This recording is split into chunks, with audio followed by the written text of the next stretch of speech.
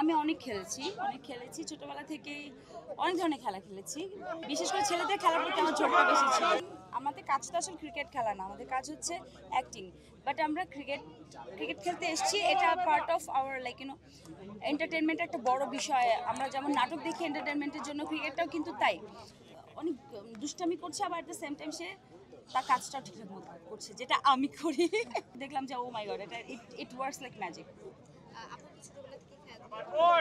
আমি অনেক খেলেছি ছোটবেলা থেকেই অনেক ধরনের খেলা খেলেছি। আর বিশেষ করে ছেলেদের খেলার প্রতি আমার ঝোঁকটা বেশি ছিল। বাট ছেলেরা তো আসলে মেয়েদেরকে খেলা নিতে চেত না, অবভিয়াসলি বাদ পড়ে যেত। ওই যে এইটাই তো কষ্টের মেমোরি, যে আমাকে খেলায় নিত না। এটার আগে অনেক ইন্টারভিউতে বলেছি সেম।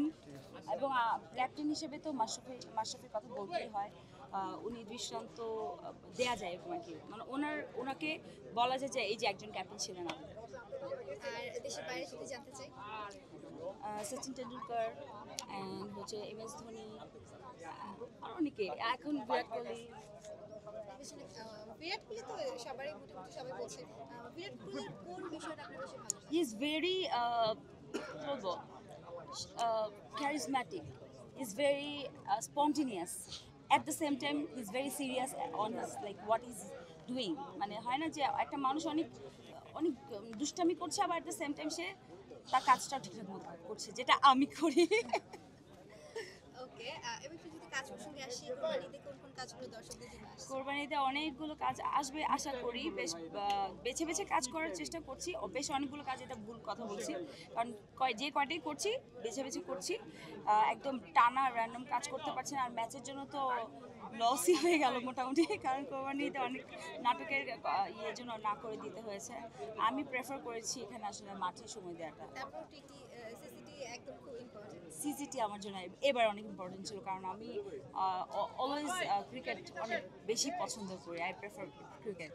সবশেষ সিসিটি নিয়ে দর্শকদের উদ্দেশ্যে কি বলতে চাই? দর্শকদের জন্য বলবো যে আমাদের টিম, আমি একটা জিনিস খেয়াল করেছি যে মানে আমি ফলো করছি, লাইভে অনেক আজে বাজে কমেন্ট আসতেছে মেয়েদের ক্ষেত্রে, যখন আমরা মেয়েরা খেলছি। এটা ইট ব্রেকস মাই হার্ট। এটা আমাকে খুব কষ্ট দেয় অনেস্টলি। কারণ আমার মনে হয় যে ছেলে মেয়ে ভেদাভেদ না করে, আমাদের দেশে কিন্তু ফিমেল ক্রিকেটাররাও আছে এবং ন্যাশনাল টিমে মেয়েরা খেলছে, ভালো খেলছে। তো আমি সেক্ষেত্রে বলবো যে আমরা এই ছেলে মেয়ে ভেদাভেদটা না করে, আমরা এখন অ্যাক্টিং, আমাদের কাজ তো আসলে ক্রিকেট খেলা না, আমাদের কাজ হচ্ছে অ্যাক্টিং। বাট আমরা ক্রিকেট খেলতে এসেছি, এটা পার্ট অফ আওয়ার এন্টারটেনমেন্ট একটা বড় বিষয়। আমরা যেমন নাটক দেখি এন্টারটেনমেন্টের জন্য, ক্রিকেটটাও কিন্তু তাই, একটা সুস্থ বিনোদন। সো সেক্ষেত্রে আমি বলবো যে যারা আপনারা এই সমস্ত কমেন্ট করেন, আপনাদেরকে রিকোয়েস্ট করবো যে আপনাদের শব্দ নির্বাচনের ক্ষেত্রে আরেকটু সচেতন হন।